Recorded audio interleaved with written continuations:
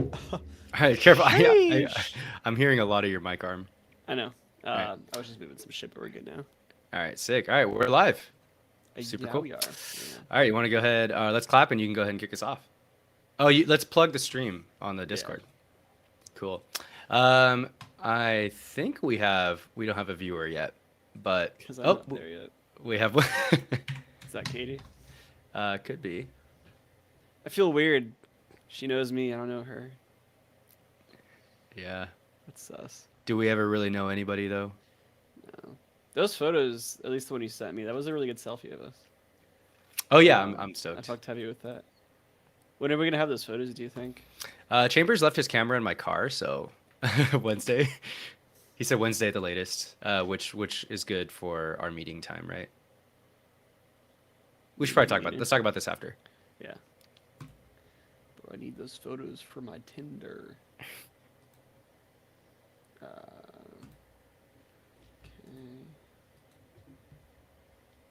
Okay. Just turn on the live stream and it's just me talking about Tinder. Okay. All right, dope. Okay, let's go ahead and clap in. Let me. We are live with mobile gaming. Let me get the chat popped out in case anyone says hello. Cool. All right, awesome. We got one concurrent viewer right now. We'll go ahead and clap in. 3, 2, 1. Okay. All right. Good. Dope. How's it going, Matt? Chilling, man. Chilling. You and I had a action-packed weekend in LA. Memories were made, and wine was had. Yeah. $17 of wine because that's what you do in LA apparently. Okay. I gotta say. So I know what you're gonna say, and I wanna defend it, but go ahead and say it first. Well, I was just gonna say. So, I live in San Diego. Lucas lives in LA. I don't go to LA often, so I don't know like the general vibe of the city that well, to be honest. And within like not 30 minutes, within like an hour of me being in LA, we got like harassed on the streets by random people like 3 or 4 times by people driving by us. We hit a bird with our car. Um, we saw a car crash, and we saw a person on the side of the road. Didn't look homeless, just like a normal person enjoying their Saturday afternoon with a bunk cake, a 2 liter bottle of Coke, and with a pipe that I don't think was for weed, Yeah. which is fine. To each their own. I was just like, L.A. This Yeah. is not San Diego. And then later that night, we had a $17 glass of wine. In Most Silver Lake. overpriced. I've had $13 like bottles that you buy at like Target or like Vaughn's anywhere that are like way Yeah. better than what we had. Yeah, I know that. Yeah, I'm not a big fan of that style. I think the general vibe, and I won't shit on that place too much. But yeah, it was It was just fun a though. overpriced wine bar A wee bit. that we went to. Yeah, but to be honest, I mean, just the way things are now, it's like you can't expect a drink at a place to be like less than $12. I think at most places, at least the places that you'd probably want to go to, unless it's happy hour. Then you could probably get some like relatively Yeah. cheap drinks. But Yeah. hey, man, costs money to live in LA. That Costs money to restaurant we drink. went to though. What was the name of that restaurant? Oh, I always screw up this name. Verskucher. It's the I sausage kitchen really in the Arts yeah. District. Yeah, I really that was enjoyed bomb. that restaurant. Yeah. Yeah, that's a good spot. So yeah, for those of you that are joining us now, just we got the live stream going. People are tuning in. Took Matt out in L.A. Had a fun night on Saturday, and the wine was too expensive, but the restaurant was pretty good. So that about about wraps up Matt's weekend. To be honest, it was a productive Saturday because we took some photos for the podcast website, which is launching pretty soon. I'm very Yeah, excited about that. movie. We're gonna have our first actual like podcaster photos together, which is gonna be Yeah. really fun to release. Yeah. So people, I think we're putting our faces out there a little bit more in our reels on Instagram. It's time for us to take it to the next level, get a website going, and keep moving up. So Yeah. it's exciting stuff. It's been fun. Um, We've been hanging out more again. yeah, Now that we it's like great. the world's slightly opening up. which is Yeah, nice. But it's pretty cool. Pretty cool. because So today I'm going to be covering the topic of mobile gaming. oh, Okay, um, mobile gaming, so interesting, very storied actually, and it's a relatively it's a short history. It only goes back as far as cell phones with games on them goes back, which only goes as far back as cell phones. All of this happening within one lifetime. I'd say that I didn't realize, but doing research on this topic, I knew very little about mobile gaming. And diving in, I thought I would become more cynical on it, but I actually became very, very hopeful of what's to come around the corner. I'm very excited of what's going to be happening. But I want to preface with this question. Matt, are you a mobile gamer? I want to clarify for the audience here. But are we talking strictly on cell phone? I've So yeah, iPhones, great question. Android.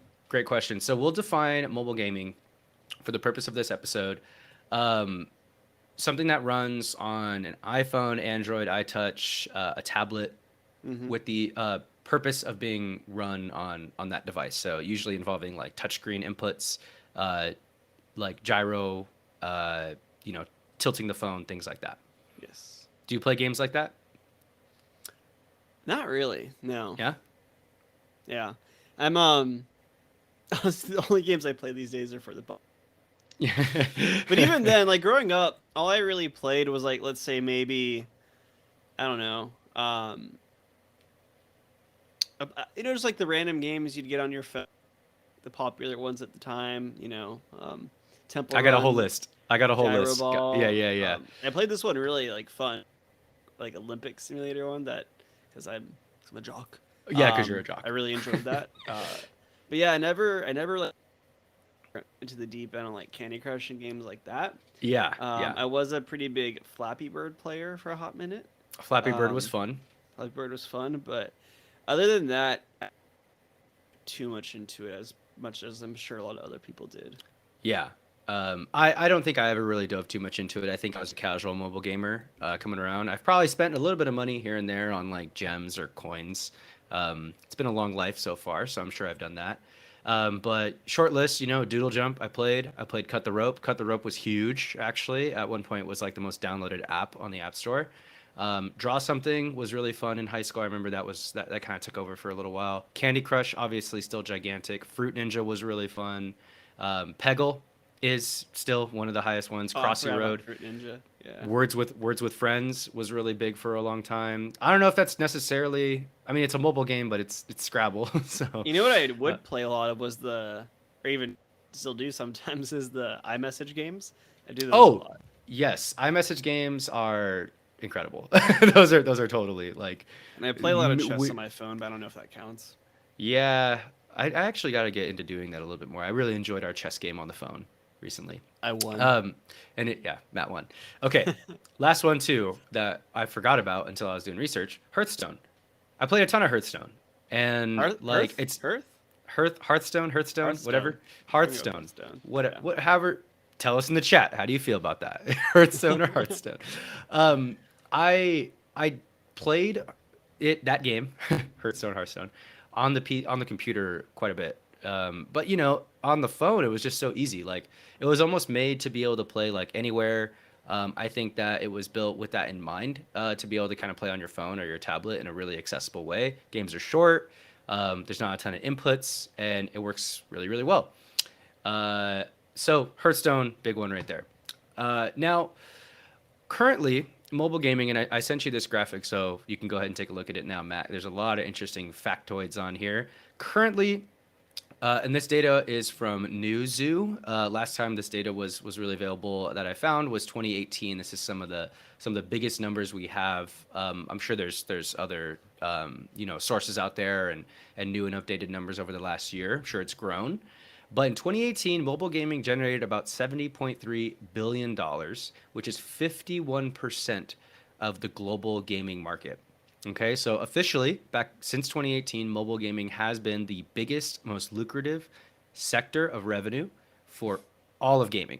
Okay, it actually makes Bro, more than PC and console combined. Okay, PC 2018 made 32.9 billion. Consoles just behind it, or just ahead of it by a little bit, with 34.6 billion. And this is 2018. It's bound to have grown more by then, right? Yeah, for sure, for sure. I'm sure all of these numbers have grown. Just the gaming industry just keeps growing. It seems to be doubling every like 3 or 4 years. So these numbers are probably substantially 70.3 increased. billion Yes. dollars. Yeah, yeah. 73. Yeah. It's gigantic. So what do you think that's Um, all coming from? Like, I'll let you finish explaining first. yeah, yeah. So, few places that it's coming from. It's the accessibility for one. Um, Cell phones. Every single person pretty much has a cell phone. It's just a necessity. And people are not everybody has a console or a PC that can game, but pretty much everybody has a cell phone.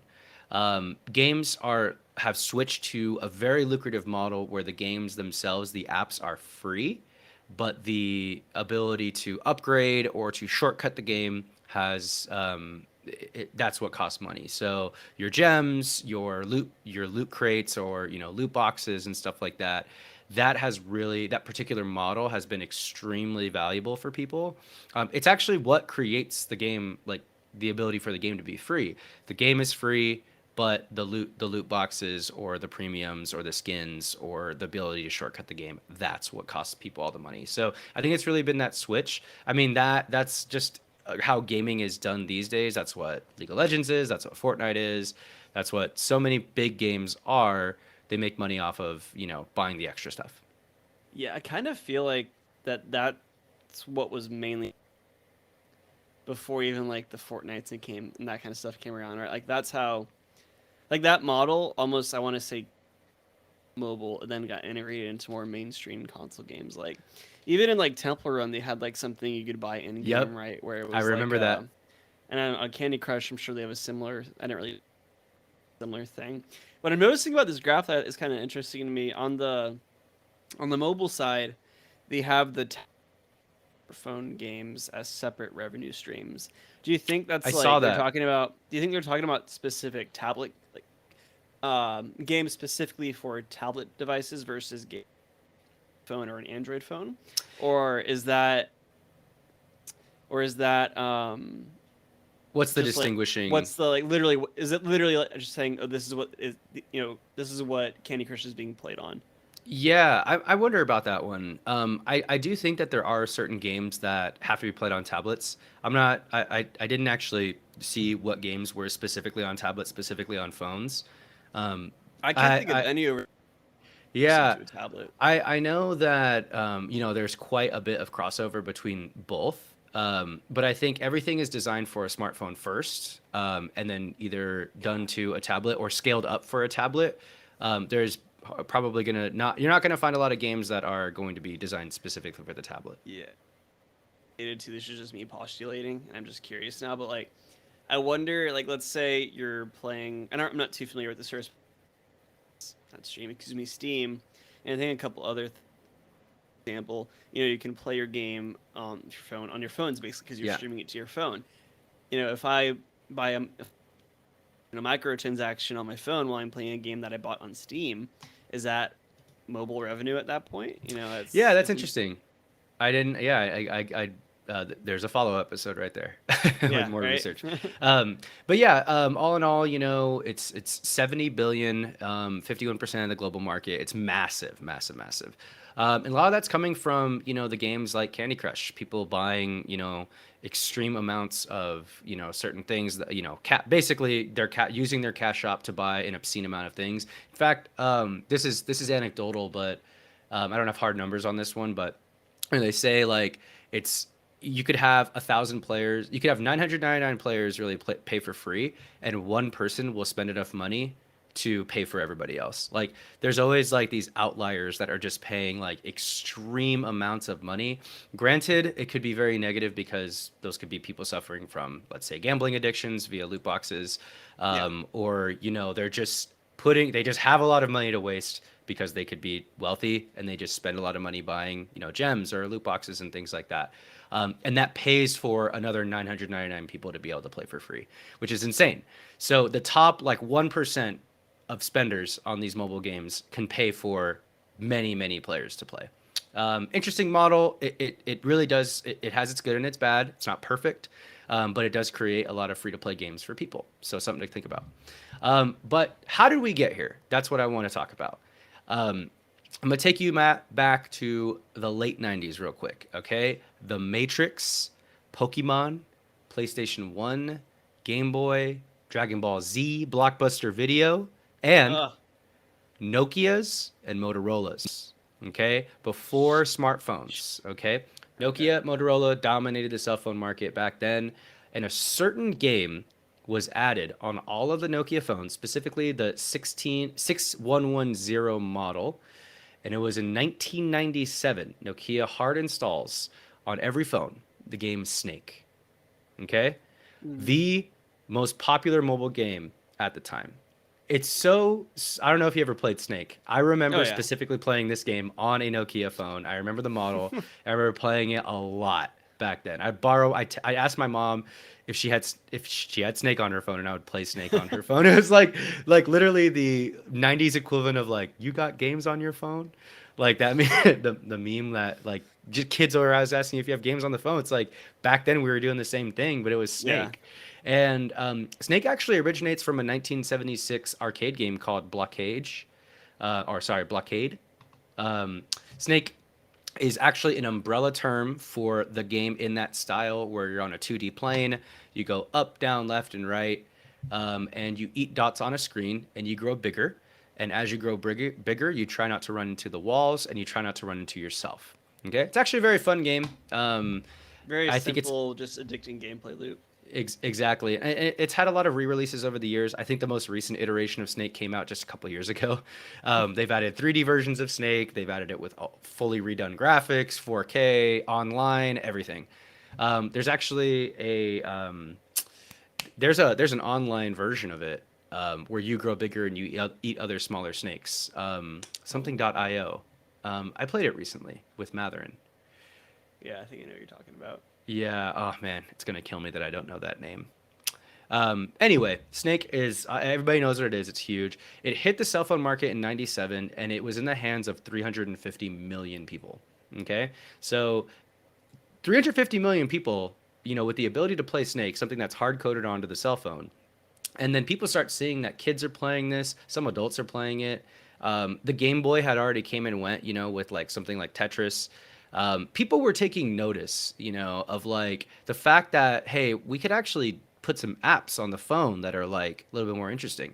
As you move forward, Brick Breaker eventually makes it onto Blackberries in the early 2000s, and then we fast forward to 2006 or sorry, 2007, the release of the first iPhone and the App Store. Okay, this Changes everything. obviously changes everything, revolutionary, um, and this is when stuff really, really started to take off in terms of mobile gaming. So the iPhone in 2007, the whole market shifts after the release of the iPhone in the App Store, and apps became the hottest thing ever. I remember very clearly when I was like in middle school and high school, it was like making a killer app or making that app on the and putting it on the like so many overnight millionaires came about, like literally 16-year-olds that created some game on his computer that he made in like a weekend, and all of a sudden it's on the App Store and he's like a millionaire overnight. About Flappy Bird. I know this is a more recent one as far as like the history goes, but I just remember at like peak Flappy Bird, the guy was making a day on ads or something, like just some obscene fucking number. Yeah, And he shut it down of his own volition too, which is kind of crazy in retrospect. But I think that would be a cool retrospect, actually, like the cultural phenomenon of Flappy. Like, why did he could have just kept making money dude, forever. what's so nutty about it too is people were literally selling iPhones that had a Flappy Bird on it for thousands of dollars because everyone wanted this cultural relic, right? Yeah, And yeah, now it's kind of interesting. It's lost. yeah. I It's not can't play available it. on the App Store. It's Yeah, knockoffs, but you cannot play the original files of Flappy Bird anymore. It's insane. yeah. He created an NFT, the world's first NFT. He did. I was kind of thinking about that though, because what's the? Well, I guess there is a difference because that's not like the original source file, but in essence, like you're paying for a very unique digital Yeah, digital I'm asset. No, one day, like 20 years from now, you and I may see and play Flappy Bird again. And it actually will be nuts. Like it'll Yeah. actually be like, "Oh my God, we're playing." It'll be a bit like everybody from that era will remember and like freak out that like we're playing Flappy Bird. I would freak If out if I saw my friend playing Flappy Bird right now. I would lose my mind for if he sure. did make a proper NFT of that game, like that original file, he would Yeah. make so much money. That's another topic for their episode. But NFTs are insane. Finger sold for like 750 grand. Oh my God. Wow. Absolutely nutty. One day. One day. Thanks for playing NFT. We'll see. Yeah. Okay. Anyway, so the entire market shifts, and then the killer app comes around. That is not only one of the biggest video game hits of all time, but becomes a cultural zeitgeist hit, and that's Angry Birds. Okay.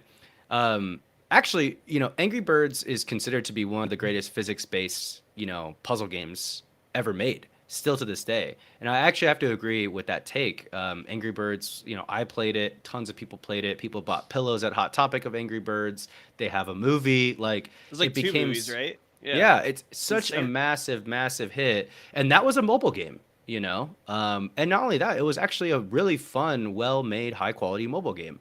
You I know what's insane? believe, That mobile game has had more cultural influence and impact in pop culture than a game like or yeah, Last of Us 2 yeah, or you know any masterpiece out there, yeah. Undertale, Doki Doki. That's It's nutty. made more money, and I want to be clear. It's not a bad game. Like I think No, that it's when Angry it's Bird, it's very it's fun. Yeah. yeah, and when Angry Bird was around, I think that it wasn't like a cash shop model. I think it Right. was you downloaded it for $6, whatever it was, and you played it, and you got to play like the full game and every level. And I remember it was genuinely challenging at times. There was a fun gameplay loop, and it was a great game. So people start realizing that there is a market to really take over. People start developing apps, tons of games on mobile to host on the App Store, and this is actually before the Google Play Store, the Android store. This is when Apple was really the main dominant force for mobile games and apps and stuff like that. You have to remember, people were downloading the dumbest apps in the world back then. Like people downloaded like apps that like was just a beer, like a bottle of A beer beer, or and you a just drank lightsaber. that. One of Yeah, like yeah, it's just like I good really God. liked the beer one personally. I remember I didn't get an iPhone till like school, but I remember I had a and when I got that iPod Touch and I was finally able to download that beer app, I was like, ah, Mom, look at Yeah, me, look how just funny this try. is. Glug, glug, glug, glug, glug. You Yeah. know? Like Yeah, that it's was so that was the funny. vibe. That was the vibe back then. So there was a lot of, really bad shovelware. This was like ultimate shovelware era for games. It was just like thousands and thousands of games were just made out of nowhere. And we remember a few, like the ones that we named, right? You got Doodle Jump and Temple Run was really great. Cut the Rope still really popular. I mean, all these are still around. But they've kind of been reiterated, upgraded, changed. Obviously, they're all going to be probably free with a cash shop model, um, and dozens that we probably are going to miss on this one. Like it's not till you really start thinking about it. This is what I'm saying about the research component. It wasn't until I started thinking about it that I started realizing how much fun I really had on mobile gaming growing up. Obviously I had a Wii growing up and an Xbox 360 and a PC to play on through college and stuff like that. But like, this whole time I was actually playing games on my phone too, here and there. Like I played Hearthstone for a while. Fruit Ninja was really fun, even into like late high school. I remember Yeah. people were always on that. It was cool. It was a cool time, I think. Why do you think that is? Why do you think it disassociated those memories from gaming? Because like I feel like I didn't really consider them to be like gaming so much back then. I figured it was just like a fun toy we were playing with. Like, oh, it's Fruit Ninja. It's just like getting a high score and do this thing. It's very arcadey. Yeah. You know what I mean? Like for me, gaming is at least traditionally in my head has been like adventuring and like discovering things and exploring worlds and things like that. We are starting to see mobile games that are really going that direction. And then a lot of crossover with a few other things I really want to get into. Um, but yeah, I mean, I just think that it was a good time with mobile games back then. And of course, the revenue has shifted The business model for the whole thing has really gone to the microtransaction route. It is what it is. I don't think it'd be a whole episode to go into microtransactions and loot boxes and things like that. And I think we have touched on that stuff lightly, but definitely don't want to just like flat out make judgment calls on it. You know, it is what it is. I could play these games for free. That's great. Thousands of Yeah. people could play this game for free. That's great. Um, the trends that we're seeing towards towards mobile gaming. Now, I do believe that we'll move away from the microtransaction style further and further down the line. I actually think that we're seeing things go the other way, where games are becoming available on mobile or on tablets that are actually just full-fledged games that you just buy and play. Starting to actually see a lot more of those. And on top of mobile gaming platforms that are, have potential to really change the game, like Stadia. I know Stadia is getting a bad rap. I know that. It's Yeah, getting shut down pretty soon, I think. I know that, like, yeah, I think it is getting sunset by Google, like most Google Yeah. services and stuff. And I think it's Stadia has gone, I personally had a really great experience with it. I'm not just I think it's more for business reasons and revenue reasons that it's not working out. I Yeah. actually think it's kind of a little bit early, but it's pretty much on time with game streaming in a way. I think game streaming is really going to be where we're headed in the future. And like we're just totally seeing game streaming take over in certain ways. They're developing all these peripherals for it. 5G's available now. Internet's getting faster. People can play Cyberpunk on their phone via Stadia, and like that will hit the mainstream mindset pretty soon. Yeah, I like game streaming in theory. I just still think, I know like there is fast enough internet definitely exists, right? That internet's accessible enough to everyone. I mean, California, right? I mean, like Yeah. if you go to some, Midwestern state and you're not in like a major metropolitan, you're not gonna have good enough internet Yeah, probably. I know that. We're a few years from it, but game streaming I think will be a household thing. I think it will be a regular thing that people do because you just need good internet. Like the barrier to entry can actually be lower in a lot of ways, Well, what's depending on where you live. exciting, yeah, what's exciting about it too is, like cloud gaming, right? Like kind of how Steam, you can play on one computer and then you can play on another and still have your save file. Yeah. Uh, Doing that same thing, like basically like what the Switch does right now. Like you're playing, Yeah. you have your Switch docked and you're playing on your TV in your living room, and then you go for your drive or your commute, whatever, on a bus, and then you play for an hour on your Switch in the Totally. Yeah. mobile where you left off. And the potential to do that with gaming as well is very exciting. Or I mean, excuse me, the potential to do that like on your phones as well as. Granted, having that good a wireless internet is a whole nother story as well, because when you played Stadia, you were hardwired. But we But will we will get get there. there We eventually. will. I don't We know how long just it's gonna take, yeah. but we will get there We will eventually. get there, and also like certain games, it'll be a little bit different, right? So Yeah, like, first, okay, so I'll just use Cyberpunk as an example. yeah. I literally would not have been able to play Cyberpunk for this podcast if it wasn't for game streaming. Like Google Stadia actually allowed me to play this game, and like really. I mean, No, the I'm game just was laughing. still Sorry, go ahead. the game was still like whack. I mean, go check out our Cyberpunk episode for those of you that disagree with me. But I still played Cyberpunk. I mean, I got to play it. It wasn't like the most perfect version of the game, and even the game, at its best, wasn't great and that super fun anyway. But like, I was able to play the game. That's my point. And like, I think a lot of people actually can play Cyberpunk. Like, I could have played it on my phone even because it was Yeah, like it was game streaming, right? yeah, That's pretty remarkable. If I yeah, like just got a peripheral that put a controller or connected like a controller to my phone or my iPad, I would have been able to play it there too. That's pretty crazy, right? So that is, I think, where we could be headed for game streaming. I actually think it is pretty much where we're headed. Um, we're seeing a lot of AAA studios start creating games for mobile, either exclusive mobile games, crossover games, or they're starting to kind of dive into the game streaming. So there is a Call of Duty mobile exclusive, there is a Witcher, and there is a Final Fantasy game that's on mobile as well. And we're starting to see old ports go to mobile. Okay, so the entire Baldur's Gate series is on the App Store. You can download Final Fantasy VII on your iPhone right now and play it. Chrono Trigger, which I played for this podcast, I actually played on my iPad. And I even checked a game I've been wanting to play for so long, Planescape Torment, is available on the App Store. I'm not familiar So with that one. that's the supposedly the greatest video game story of all time. D&D universe isometric 90s Oh RPG. yeah, you told me. I Yeah, know you told me about that which recently. I Yeah. do. It is on this pod. It is on the backlog for the pod. I do want to play The that one day. 40-hour game is very It's far a in the long game. backlog. It's a long game. It's a long game, but one day Yeah. we'll get through it. So that game, is on. I can play it on an iPad, on a tablet, or on my phone.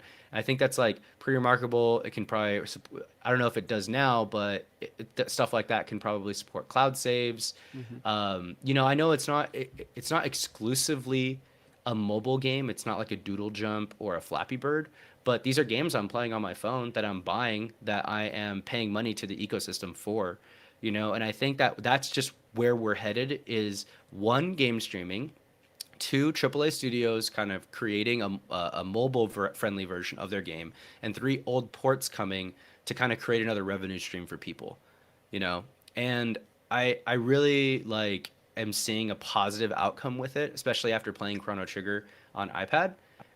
It took a minute to get used to it for sure, but I mean, I was able to play it in bed. I was able to play it while um, going over to going and visiting my parents or staying over there. I was able to play it like anywhere. I mean, it was really amazing. I actually prefer it in every sort of way, playing something on my iPad than playing it on my PC at my desk, especially for like a long form JRPG. It made so much more sense to play it on iPad. And when I play Planescape Torment, I'm probably gonna play that on iPad too, just because I'm gonna be playing that game for the story. It's an old port. Why would I play it on my PC if I could play it on my tablet? So that right there, I think a lot of people are going to start realizing and going like, oh, well, Final Fantasy VII's, I'm just going to play that on my phone. Why am I going to buy that on my PC? There's not, it'd literally be better on my phone in almost every way. And you pay. The cool thing is that there's no cash shop or anything for those too. You just pay that up front and you just go for it. Then you You get have to it. play the Yeah. full game. Yeah, and it's usually pretty cheap too. So that kind of stuff is going to be really huge. It already is huge. It's going to be even bigger. Obviously, the big games like Chrono Trigger and Final Fantasy VII are going to get ported first, but pretty soon you're going to be able to play every single Final Fantasy on your phone. Yeah, That's what I and see.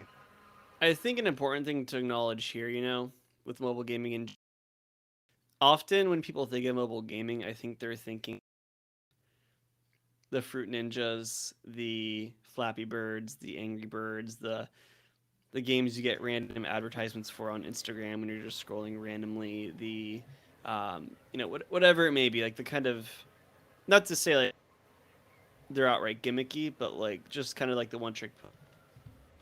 Again, obviously I know Flappy Bird has a crazy legacy and Angry Birds has done incredibly well, but you get what I'm saying. Like this kind of like very much clearly this is a mobile experience.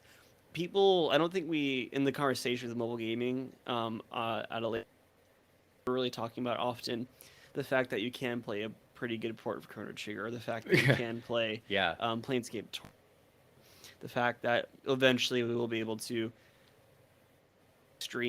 game stream whatever you want onto your phone, right? Or exactly. play a very good mobile port, how they have Fortnite or PUBG, whatever it may be.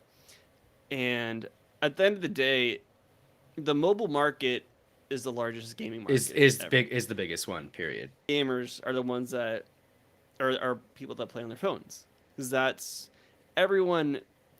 Every phone now. Everyone has an Android or some sort of smartphone that has these capabilities, and why wouldn't these huge companies tap into those markets when Exactly. 4, 5, 6 hours a day on these things, right? Yeah. With screen time, and they know they can get that up to another with their crazy, stupid, addicting game. So yeah, why wouldn't they go for it? And Exactly. it's crazy how we've gone Snake on, because when you think about it, the jump, the progression in mobile gaming has actually been than the progression in like console gaming, right? Like you're playing, in the early 2000s, you had, NES, PlayStation, whatever, Super, like all these consoles accessible to you, PlayStation 1, PlayStation 2. But the best our phones could do was Pong, Pac-Man, maybe. Yeah, yeah. Um, and then, once the iPhone came out, that first iPhone, that changes everything. And you can start playing these games with in them. Um, and the level and how quickly that has progressed and how good some of this stuff looks is really incredible. I mean, You can play Fortnite on your phone. you can play Like people are forgetting that. Like it's insane. it looks better than a video game would on, let's say, your Nintendo DS, right? Yeah. Talk shit on the Nintendo DS. I think it's a great system, but that's a pretty old system. Or, I mean, excuse me, that's a system that was dedicated, exclusively for Okay, games. for games and It can't run something, and then your iPhone today can run stuff better than that could, right? it's true. 3DS, let's take a more modern device or a PS Vita or whatever you may have. These mobile devices, they're not that the graphically wise, they're not that different from your iPhone is today, or even was honestly even how your iPhone was 5 years ago. So it's scaled, and I Yeah. think a lot of that is due to people Money. realizing like money. There's so much Yeah, money in. there really Um, is. and yeah, it's just I there's esports for it now too. Like my all my old roommates at my last house, they like Clash of Clans. And they like play that religiously, and they have like a giant clan in there, like people all over the country that they play together with and get. I'm not sure See? how the layout of the game is, but like game, right? Yeah. And it's nutty, and it's whether we want it or not, this is this is the biggest segment of gaming and probably will be forever. For sure. And I honestly see a future where everybody's going to be satisfied. I think I for sure I'll just go on record and I used to like scoff at mobile gaming and just like think about it in terms of like, oh, I have a PC. Well, that's not real gaming. That's just a Yeah, that's cash where the shop. normies play, Yeah, right? that's Yeah, just a cash shop for Candy Crunch or Candy yeah. Crush, and for to just spend thousands of dollars on loot boxes and on a mobile game, and it's just really not true in a lot of ways. I found just by doing some retro like introspection and then looking at what's out there, the fact that I played Chrono Trigger on my iPad, the fact that I've had so much fun playing on mobile games and stuff, and it's only getting better. I honestly see a future where game streaming is really prominent. I think we've touched on that a lot. I think that's where mobile gaming could really head. Cloud saves, and then the ability to switch between the console version of something and the mobile version of something via game streaming. I think that I could see a future where, let's say, the latest Fallout comes out and you play it on your PS5. Great graphics, high quality experience, big screen, great sound quality, and then you hit like a grindy part, and you could take that on the go, right? You could play it now from your phone or stream it from your phone and do like menial tasks or traveling, or walking around or stuff like that. That's really what I think gaming is going to become. It's going to be fully integrated where you can play on your console at home and then take it on your phone and then do some other things. Like that's what RuneScape does right now for a lot of people, right? A lot of people will play RuneScape and do like, high input tasks, bossing on their desktop. And then like, I would work out while playing old school RuneScape at a time, in between, like I would just woodcut, which was like, you literally would just click and cut wood and then just like do some reps, bro. It was just like combining one Yeah, one quick grind set with thing. another. Yeah, Yeah, yeah, and it was and like that I think that gaming can really head in that direction where we're just never going to really stop gaming, man. We're just going to have stuff on our phone. It's going to be connected to our consoles, which are going to be connected to our PCs. Microsoft's trying to do that right now already. Everybody's getting pretty close.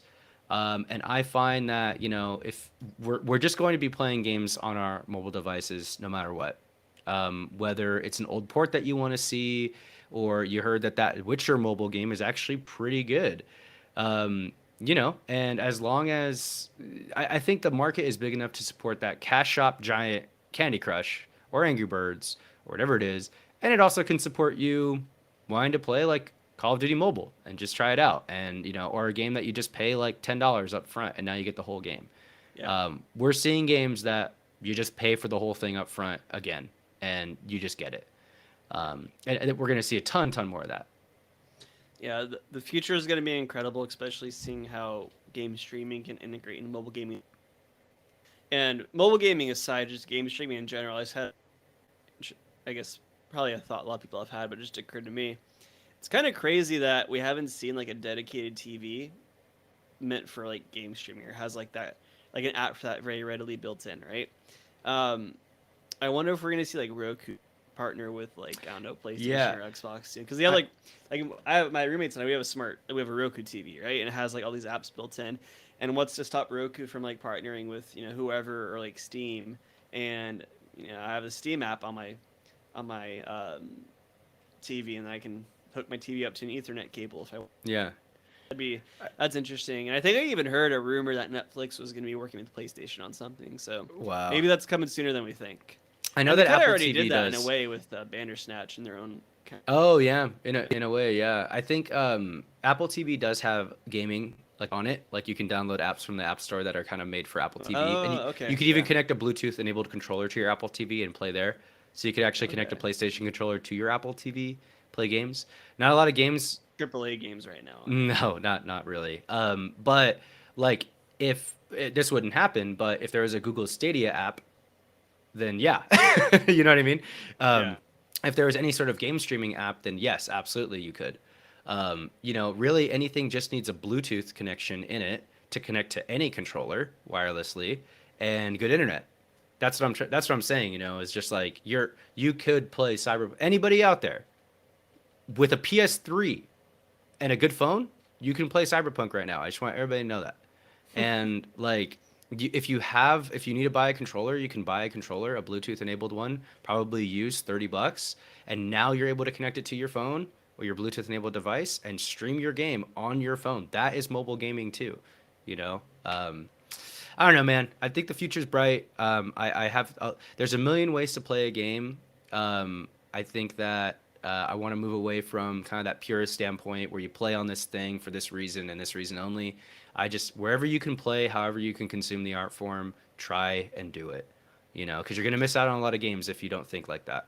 Yeah, I mean, many games that maybe it's only coming out on the PlayStation that I want to play, right? Or maybe it's only coming out on Xbox or whatever. And game streaming has the potential as well just to make things so much more accessible in general. And by extension, mobile games being able to into that even makes it more accessible because everyone has an iPhone or everyone has an Android. So I am excited. Me too. Yeah. All right, that's all I got, Matt. All right, that's all I got today. Really quickly, I started laughing in the middle of our episode just because, we have fun anyway, so we were laughing. But when you brought up Cyberpunk, I just remember, if you haven't listened to our Cyberpunk episode, go listen to that. It's and no, not in my opinion, it's a good episode. It's a good Go listen episode. to it. And I just remember when Lucas first started playing that game, he got it. He played on the Xbox, so the Xbox One. the vanilla Xbox. You know that whole story by now. Not able to handle the game by any means. God. But I remember you did the Nomad, I think, and like the very first part of the game was like playable for you because you're in the desert, graphically, I guess heavy on your processor or whatever. You're like, oh, bro, I'm driving around. This game's sick, looks good. And then the second, like, bro, I gotta It was go. so bad. It was so bad. Like absolute 180. I remember I didn't believe you at first. I'm like, Luke is just being a bitch or something. Like, I like looked at. I was like, oh. Yeah. Oh. That was a fun news cycle. That was like a really funny time just because like the memes Yeah. were great and everything. But oh my God. Dude, man, and then that have you game just heard did not work. Amazon now their beta someone brought Their this, MMO beta. Johnny brought this up in our Discord. Thanks for playing Discord. Come hang out if you haven't already. He brought it up in our the beta, not open beta, closed beta for Yeah. New World, which is Amazon's MMO, is just brick like RTX 3080s and 3090s, which is essentially breaking like $1,500 marked up, not retail, but $1,500 pieces of technology. which is insane. And I don't even think it's like a graphics issue. Like I'm pretty sure my PC and even yours probably could run it just fine from what I've seen. It's just that Poor there's some optimization. compatibility issue or like something's Oh, going wrong or um yeah, just kind of crazy to think about. So fun stuff. Um all right, everyone. So if you haven't already, I did mention a Discord. Everyone's on Discord. We're gamers. Phone right now. Hashtag mobile gaming. You can find the link to our Discord channel. Our Discord, you can access that by following us and looking at our link tree on either TikTok, Twitter, or Instagram. And the handle for all three of those social accounts is TFP Pod. Again, that's TFP Podcasts with an S at the end. I know what you're thinking, Matt, Lucas, you only have one podcast. Well, sorry, TFP. Most of those already, so I don't know what to tell you. Maybe we'll expand eventually to anime. yep. TFP Podcast, Twitter, Instagram, TikTok, and as well, if you want, email at thanksforplayingpod@gmail.com. And as always, if you want to hang out with your buddy Matt, you can find me on Twitter. All right. You can find me on Instagram at Good Idea Lucas if you want to give me a follow. Otherwise, reach out on the Discord. I'm in there as Odysseus. We got several fans that have already joined, and it's been a good time getting good discussions going in there. Notifications on our live streams. Housekeeping things and stuff like that are all up there in the Discord. So definitely join us there. Shout out to a Dragoon, the most recent Yeah. member, starting some discourse in the Discord. All right, man. All right, everyone. Remember, anything's possible.